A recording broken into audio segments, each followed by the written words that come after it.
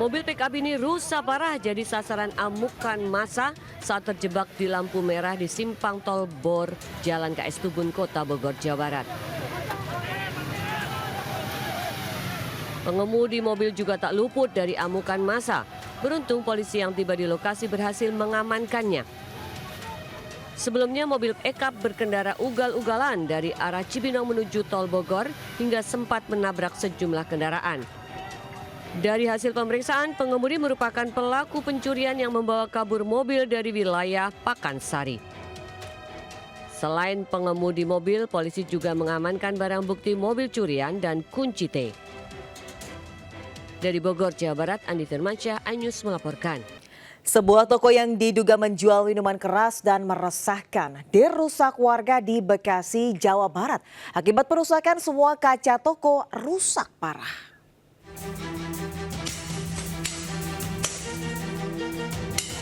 Sambil membawa tongkat kayu, sekelompok warga merusak toko yang diduga menjual minuman keras di Jalan Baru Underpass, Bekasi Jaya, Bekasi Timur.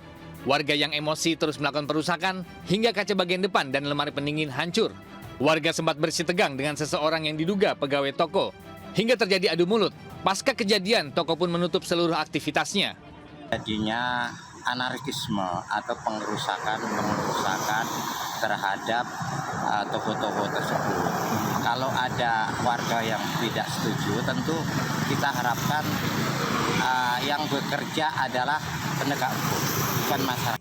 Warga mengaku kejadian ini merupakan buntut penolakan atas dibukanya toko yang menjual minuman mengandung alkohol. Dari Bekasi, Jawa Barat, Rahmat Hidayat, iNews melaporkan. Panik dikejar polisi, pelaku begal ceburkan diri ke laut di Jembrana, Bali. Ironisnya, pelaku ternyata tidak bisa berenang hingga minta diselamatkan.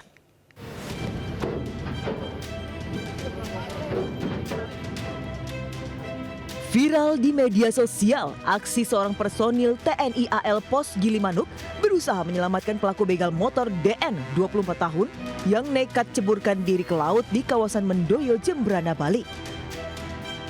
Sebelumnya, pelaku bersenjata tajam ini membegal seorang pengendara motor yang sedang melintas. Polisi yang menerima laporan melakukan pengejaran di pos pemeriksaan di Pelabuhan Gilimanuk. Saat hendak diamankan, pelaku meminta izin ke kantin, namun justru kabur dengan menceburkan diri ke laut. Si pelaku ini izin ke kantin, ternyata dia tidak ke kantin, tetapi langsung menuju ke penyeberangan Gilimanuk dan menceburkan diri di laut. Mungkin karena panik, yang bersangkutan sepertinya juga tidak bisa mahir berenang. Akhirnya pelaku berhasil ditolong oleh rekan-rekan dari Posal Gilimanuk. Dari tangan pelaku, polisi sita barang bukti ranting dan sepeda motor. Atas perbuatannya, pelaku yang merupakan residivis kasus pencurian terancam hukuman 12 tahun penjara. Dari Jembrana, Bali, Nyoman Sudika, iNews melaporkan.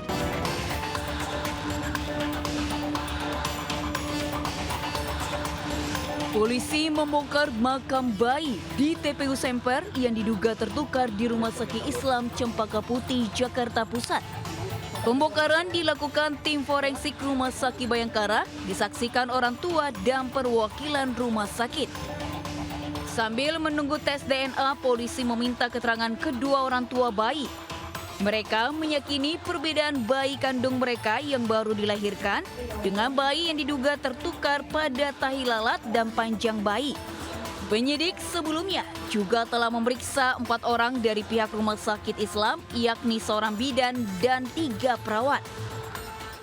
Tahi lalat di sebelah kiri sesuai dengan pernyataan dari Bapak Muhammad Rauf.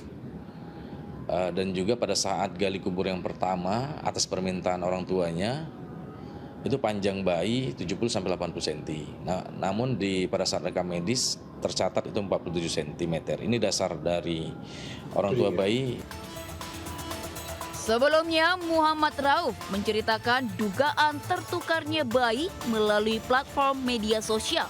Demi mencari keadilan, orang tua bayi pun membuat aduan ke Komisi Perlindungan Anak Indonesia. Sementara itu, polisi tetap menyelidiki kasus ini, meskipun orang tua bayi belum membuat laporan resmi. Dari Jakarta, tim iNews melaporkan.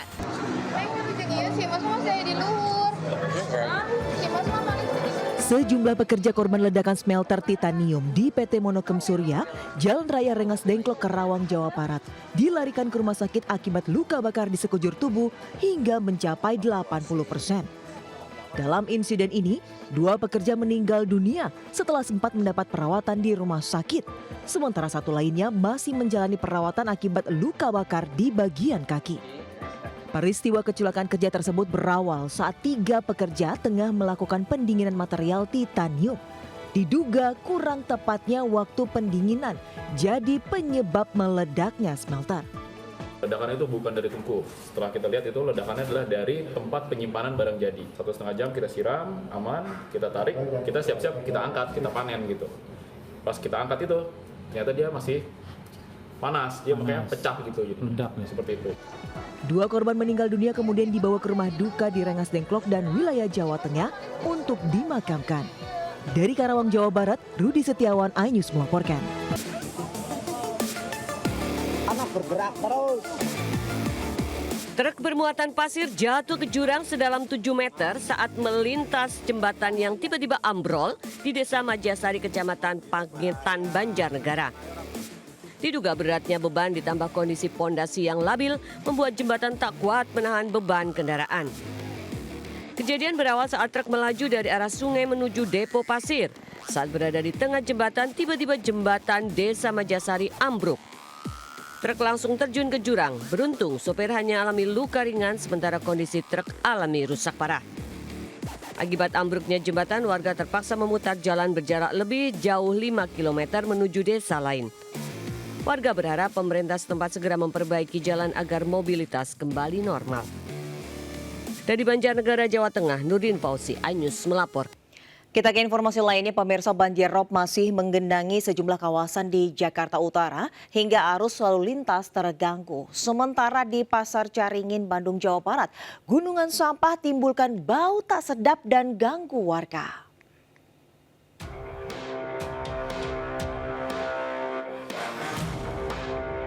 Sudah 5 hari banjir menggenangi kawasan padat penduduk di Muara Angke, Jakarta Utara. Saat ini ketinggian air berangsur surut. Sebelumnya ketinggian air sempat mencapai 120 cm. Akibat banjir rob ini aktivitas warga pun terganggu. Sementara itu sejumlah kendaraan mati mesin saat memaksa menerobos banjir yang merendam kawasan Tanjung Priuk. Untuk membantu pengendara, puluhan anggota PPSU Kelurahan Papanggo diberdayakan menjadi montir dadakan. Mereka yang memiliki pengalaman dan keahlian mekanik turun untuk memperbaiki kendaraan yang mogok. Sempat dibongkar-bongkar juga ya? Sempat bongkar-bongkar juga, dicek-cek juga buat biar bisa nyala lagi motornya. Dari PPSU Kelurahan Papanggo. Papanggo ya? Ini berapa orang Bang standby di sini Bang? Sekitar 20-30 orang. Mereka memang diperbantukan untuk bantu masyarakat benerin motor ya? Ya, buat benerin motor, buat dorong-dorong kendaraan yang mogok. Masyarakat khususnya warga Jakarta Utara diminta tetap siaga karena berdasar perkiraan BMKG banjir rob masih akan terjadi hingga 20 Desember mendatang. Dari Jakarta, tim iNews melaporkan. Sampah menumpuk hingga menggunung dan menyebabkan bau tak sedap ke jalan dan permukiman warga di sekitar Pasar Caringin, Bandung. Warga mengaku sangat terganggu dengan bau tak sedap yang ditimbulkan gunungan sampah ini. Pihak DLHK Kota Bandung pun melakukan investigasi kejadian ini dan menyatakan jika sampah dikelola pengelola pasar secara mandiri ke TPS Sarimukti. Pihak pengelola berkilah sudah mengajukan penambahan pengangkutan sampah ke TPS Sarimukti dari 140 menjadi 142 untuk 2 pekan ke depan. Tanggung jawab dalam pengelolaan sampahnya itu ada di pengelola kawasan tersebut. Ya.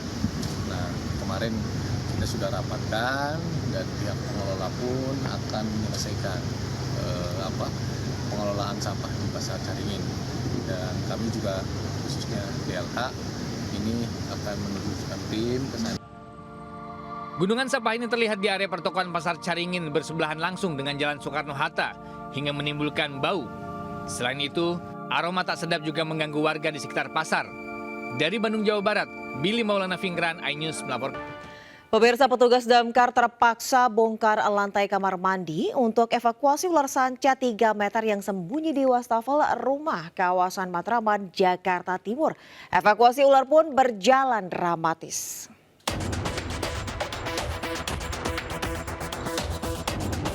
Menggunakan alat pencapit, petugas berusaha mengevakuasi ular sanca sepanjang 3 meter yang sembunyi dalam wastafel rumah warga kawasan Matraman, Jakarta Timur. Petugas terpaksa membongkar lantai kamar mandi hingga menyulitkan proses evakuasi.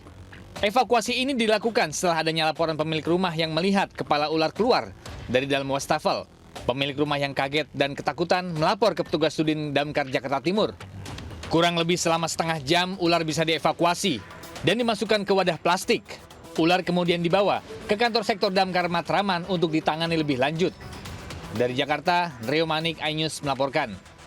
Akibat cuaca buruk, ratusan penumpang kapal terlantar belasan jam di tengah laut Pulau Masalembu, Sumeneb, Jawa Timur. Para penumpang terpaksa gunakan perahu nelayan untuk sampai daratan.